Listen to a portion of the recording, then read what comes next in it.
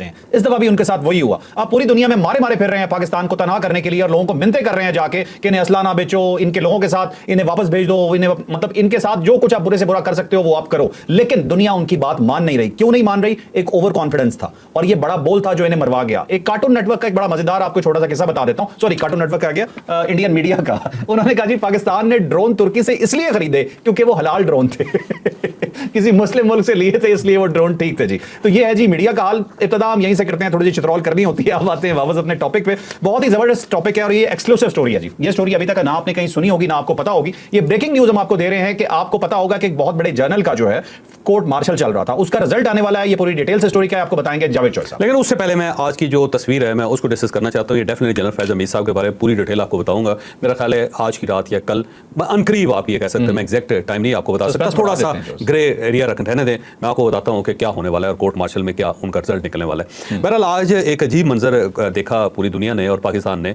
कि आज ईवान सदर के अंदर एक तकरीब हुई जिसके अंदर बैटन ऑफ फील्ड मार्शल जो है वो जनरल आसिम मुनीर साहब के हवाले की गई। अब बैटन जो है ये ज़ाहिर इंग्लिश का लफ्ज़ है, लेकिन क्योंकि जो पहला फील्ड मार्शल था वो फ्रेंच बने थे और ये कोई 1187 की बात है, तीसरी जो सलीबी जंग थी उसमें, और वो एक फ्रेंच जनरल थे क्लाइमेट में हम अपने वीलॉग के अंदर पूरी डिटेल भी बता चुके हैं।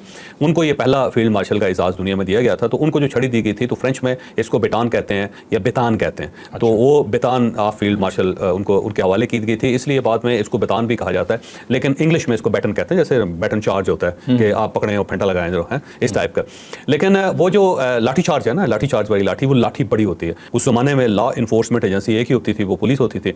और पुलिस जो थी उसकी 3 किस्म की कैटेगरीज होती थी। एक जो ऑफिसर्स होते थे जो बड़े, मसलन आप समझे कि एसएसपी से ऊपर जितने ऑफिसर्स होते थे, या उस ज़माने में एएसपी बड़ा ऑफिसर होता था, उसको एक छोटी सी छड़ी दी जाती थी जो अमूमन जनरलों के पास होती है या आर्मी चीफ के पास होती है। इसी टाइप की एक छोटी छड़ी होती है 1.5 फुट की, 2 फुट की। लेकिन जो फुट सोल्जर्स थे जो गलियों के अंदर लॉ को इन्फोर्स करते थे तो उनको लाठियाँ दी जाती थी। तो वो जो कांस्टेबल हैं वो लाठी वाले होते थे, और उसके बाद जो एएसआई होते थे या सब इंस्पेक्टर होते थे या फिर एसएचओ होते थे उनको पिस्टल दिया जाता था, और उससे जो ऊपर ऑफिसर्स हैं उनको पिस्टल के साथ एक छोटी छड़ी दी जाती थी। तो इसीलिए बैटन चार्ज कहते हैं ना कि जी आप लाठी चार्ज करते हैं, तो लाठी चार्ज के लिए वो सबसे ज़्यादा बंदोबस्त वही किया जाता था। तो आज फील्ड मार्शल की बैटन जो थी वो उनके हवाले कर दी आसिम मुनीर साहब के। और ये जो बैटन होती है ये आर्मी के पास महफूज होती हैं। जो मसलन इससे पहले जो जनरल अयूब खान साहब को दी गई थी वही जब वो इंतकाल कर गए होंगे तो वापस आर्मी में जमा हो गई होंगी, तो चीज़ें वो सारी जमा हो जाती हैं इस टाइप की। और उसके बाद फिर जनरल आसिम मुनीर को दी गई, फिर इनके पास जो होगी दोबारा जमा हो जाएगी, फिर इसके बाद कोई अगर फील्ड मार्शल बनता है तो उनके हवाले कर दिया जाएगा। हिस्टोरिकल आती रहती है। हाँ, उसकी इसकी प्रॉपर एक हिस्ट्री होती है। ऐसा नहीं है कि अचानक को आपने छड़ी उठाई उसके बाद उनके हवाले कर दी, बल्कि इसकी पूरी हिस्ट्री होती है, उसका पूरा प्रोफाइल होता है। तो आज मंजर ये था कि एक साइड पे मियाँ शहबाज शरीफ बैठे हुए, साथ उनके आसिफ अली ज़रदारी साहब बैठे हुए हैं, और सामने जो है वो जनरल आसिम मुनीर है, और फिर तलावत हो रही है, फिर तकरीर हो रही है। जनरल आसिम मुनीर साहब बैठे हुए हैं सामने, इस साइड पे प्राइम मिनिस्टर बैठे हुए हैं, इस साइड पे प्रेसिडेंट बैठे हैं। बाद में जब बैटन ऑफ फील्ड मार्शल देने का वक्त आया तो प्राइम मिनिस्टर शहबाज शरीफ खड़े हुए, साथ उनके आसिफ अली ज़रदारी साहब खड़े हुए, प्रेसिडेंट ऑफ पाकिस्तान, सामने उनके जनरल आसिम मुनीर साहब खड़े हुए। ठीक ऐसे ही ना जी बिल्कुल। और वज़ीर-ए-आज़म ने और प्रेसिडेंट ने दोनों ने छड़ी उठा के उनके हवाले की, और उससे पहले जनरल आसिम साहब ने उनको सल्यूट किया। ठीक, अब ज़रा थोड़ा सा इस सारे सिनेरियो को 3 साल पीछे ले जाएं आप, थोड़ा सा पीछे जाएं, जरा माजी में चले जाएं। और उसका सिनेरियो ये था कि मियाँ शहबाज शरीफ अपोजिशन लीडर थे, लेकिन उनके ऊपर करप्शन के केसेस चल रहे थे, और यहाँ पर रोज़ाना की बुनियाद पर प्रेस कॉन्फ्रेंस होती थी, और मियाँ शहबाज शरीफ और पूरी शरीफ फैमिली उनके बारे में ऐसे ऐसे इंकशाफात किए जाते थे और ऐसे ऐसे इल्ज़ामात लगाए जाते थे कि अल्लाह तौबा। और इनके बारे में कहा गया कि कुछ कहते थे 15 अरब खा गए, कोई कहते थे 20 अरब खा गए, कोई कहते 30 अरब खा गए। मियाँ नवाज शरीफ के बारे में क्या कहा जाता था, मरियम नवाज़ के बारे में क्या कहा जाता था। मरियम नवाज़ को जेल में वालिद की मुलाकात के लिए आई तो उनको गिरफ्तार कर लिया गया था, और जिस तरह उनको जेलों के अंदर रखा गया, जिस तरह उनको अदालतों में घसीटा गया, जिस तरह मियाँ नवाज शरीफ के साथ किया गया। मियाँ शहबाज शरीफ साहब को नैब की अदालत में रखा गया, वो 2 साल तकरीबन वहाँ पर रहे और बड़ी बुरी हालत में रहे, और इवन उनको वॉशरूम भी जो था वो प्रॉपर नहीं दिया जाता। तो उसकी बुनियादी वजह यह है कि इनकी रीढ़ की हड्डी का इशू है, ये नीचे नहीं बैठ सकते, इनको कमोड लाजमी है इनके लिए, क्योंकि जब आपकी रीढ़ की हड्डी का इशू हो तो जानबूझ के उनको तकलीफ देने के लिए कि वो ज़्यादा बीमार हो जाए, तो इस टाइप की का टॉर्चर भी उनके साथ किया गया। तो वो थे। फिर उसके बाद आसिफ अली ज़रदारी साहब, इमरान खान को अगर आप याद करें तो वही कहते थे सबसे बड़ी बीमारी आसिफ अली ज़रदारी, और आसिफ अली ज़रदारी जो हैं वो सिक्योरिटी रिस्क हैं और इनको नहीं छोड़ूंगा और क्या करूँगा वगैरह वगैरह। फिर फरियाल तालपुर उनके मशीरा को गिरफ्तार कर लिया गया, اور میاں شہباز شریف کے بارے میں جو عمران خان صاحب کہا کرتے تھے وہ آپ کے سامنے، میاں نواز شریف کے بارے میں جو کچھ کہا کرتے تھے وہ آپ کے سامنے، رانا ثناء اللہ کے بارے میں کہ ان کو مونچھوں سے پکڑ کے میں الٹا لٹکا دوں گا، پھر خواجہ آصف کے خلاف غداری کا کیس بنانے کا انہوں نے اعلان کر دیا، پھر اس کے علاوہ باقی سارے احسن اقبال دیکھیں ان کے ساتھ کیا ہوا، شاہد کاکان عباسی کے ساتھ کیا ہوا، وہ سارا سینیریو دیکھیں آپ وہ سارا، اور اس زمانے میں عمران خان صاحب نے یہ فیصلہ کر لیا تھا کہ ان سب کو سزا دینی ہر صورت۔ بیگم کلثوم نواز کی ڈیتھ کی تصویر آپ کو یاد ہاں، بیگم کلثوم نواز صاحبہ کے بارے میں جو انہوں نے جو بکواس کیا تھا اس زمانے میں، اوپنلی کہتا ہوں سر، ایک مریضہ خاتون آخری سانس لے رہی ہے، جو یہاں پہ تماشا لگایا گیا، یہ شہباز گل جیسے لوگ جو تھے نا، وہ آپ خود ذرا اندازہ لگائیں کہ کیا کیا انہوں نے نہیں کہا، کس لیول پہ چلے کس لیول پہ چلے گئے تھے۔ اور اس کے بعد پھر عاصم منیر صاحب، جنرل عاصم منیر صاحب کے ساتھ کیا نہیں کیا، ڈسکریس کر کے، پاکستان کے پہلے DGI تھے جن کو پرائم منسٹر صاحب چائے پلانے کے لیے راضی نہیں ہوئے تھے، ان کو آخر میں جو جنرل باجوہ صاحب تھے انہوں نے یہ کہا کہ آپ ان کو آنریبل طریقے سے، آنریبل آدمی ہیں، آنریبل طریقے سے ان کو رخصت کریں، ٹھیک ہے آپ کا فیصلہ ہے کہ آپ ان کے ساتھ نہیں چل سکتے، کوئی ایشو نہیں، لیکن عزت کے ساتھ ان کو رخصت کریں۔ لیکن پرائم منسٹر اس کے لیے بھی راضی نہیں ہوا تھا کہ ان کو چائے پلائی جائے، انہوں نے کہا جی باہر باہر سے اتوار کے دن ان کو فارغ کریں، اور اس طرح ڈسکریس کر کے ان کو فارغ کر دیا گیا تھا۔ تو اب آپ دن پھرتے ہوئے دیکھیں، اللہ تعالیٰ کہتا ہے نا میں وقت کو پھیرتا رہتا ہوں، تو وقت کو پھیرتا ہوا آپ دیکھیں کہ وہ جنرل عاصم منیر آج وہ پاکستان کے فیلڈ مارشل ہیں، اور پہلے فیلڈ مارشل ہیں جنہوں نے اس عہدے کو ارن کیا۔ جو ایوب خان صاحب تھے وہ پریزیڈنٹ تھے، انہوں نے خود ہی اپنے آپ کو فیلڈ مارشل ڈکلیئر کر دیا تھا، لہٰذا ہم یہ نہیں کہہ سکتے کہ انہوں نے ارن کیا، تو انہوں نے ارن کیا۔ اور یہ ذہن میں رکھیں جو فیلڈ مارشل ہوتا ہے نا، وہ 2 وار تھیٹر میں جب جیتتا ہے نا اس کو پھر فیلڈ مارشل کا خطاب دیا جاتا ہے، کم از کم 2، کم از کم 2، اور یہ 2 وار تھیٹر تھے جن کے اندر انہوں نے کامیابی حاصل کی۔ ایک تو پاکستان کے اندر جو دہشت گردی کی لہر تھی انہوں نے کنٹرول کیا، تو اندر ایک وار تھیٹر تھا اس کو انہوں نے کنٹرول کیا، دوسرا جو انڈیا کے ساتھ ایک وار تھیٹر بنا تھا اس کو انہوں نے وہاں پہ فتح یاب ہوئے، تو اس کے بعد پھر ان کو ظاہر فیلڈ مارشل کا خطاب دیا گیا۔ تو ایک سائڈ پہ وہ آصف علی زرداری جس کو پاکستان میں سب سے بڑی بیماری سمجھا جاتا تھا، جس کو سب سے بڑی بیماری کہا جاتا تھا، جس کو ہسپتال کے اندر بھی رعایت نہیں دی جاتی تھی اور بڑا ان کو گھسیٹا گیا، خراب کیا گیا۔ دوسرا میاں شہباز شریف جن کو انہوں نے نیچے فرش کے اوپر لٹایا، جن کے ساتھ بڑی زیادتی کی، بڑا ظلم کیا گیا وہ، اور جنرل عاصم منیر جن کو ڈسکریس کیا گیا عمران خان صاحب کی طرف سے۔ تو آج وہ تینوں جو تھے بڑے سرخ رو ہو کے ایک دوسرے کو سلام کر کے، مسکراہٹیں ایک دوسرے کے ساتھ ایکسچینج کر کے اعزاز ایک دوسرے کو دے رہے تھے، حاصل کر رہے تھے، اور پوری دنیا دیکھ رہی تھی۔ اور دوسری طرف وہ عمران خان صاحب جو ان سب کو عبرت کی نشانی بنانا چاہتے تھے، آج خود عبرت کی نشانی بن کے جیل میں بیٹھے ہو۔ میرا خیال ہے توبہ کرنی چاہیے اللہ تعالیٰ سے کے سامنے۔ تو جب بھی آپ طاقتور ہوتے ہیں، جب بھی آپ پاپولر ہوتے ہیں، جب بھی آپ بہت امیر ہو جاتے ہیں، تو اس ساری جو علتیں ہیں اس کو صرف ایک چیز بچاتی ہے آپ کو، وہ ہوتی ہے عاجزی، انکسار۔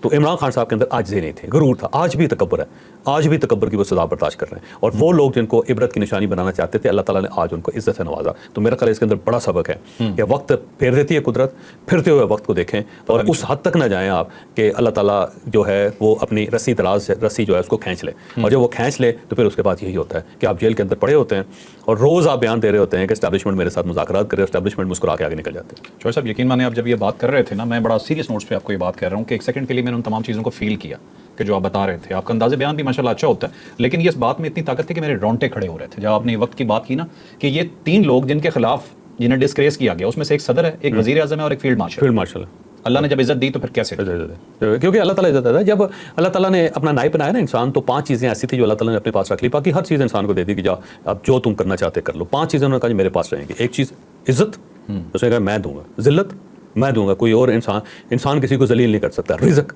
اس نے کہا صرف میں دوں گا، کوئی اور نہ دے سکتا ہے نہ چھین سکتا ہے، زندگی اس نے کہا میں دوں گا، اور موت اس نے کہا صرف میں مار سکتا ہوں اور کوئی نہیں مار سکتا۔ تو 5 چیزیں جو 5 اختیارات صرف اللہ تعالیٰ کے پاس ہیں۔ نہ کوئی انسان کسی کو مار سکتا ہے، نہ کوئی انسان کسی کو زندگی دے سکتا ہے، نہ انسان کسی کو رزق دے سکتا ہے، نہ انسان کسی کو بے عزت کر سکتا ہے، نہ انسان کسی کو عزت دے سکتا ہے۔ یہ صرف اور صرف اللہ تعالیٰ کی طرف سے۔ بالکل ٹھیک۔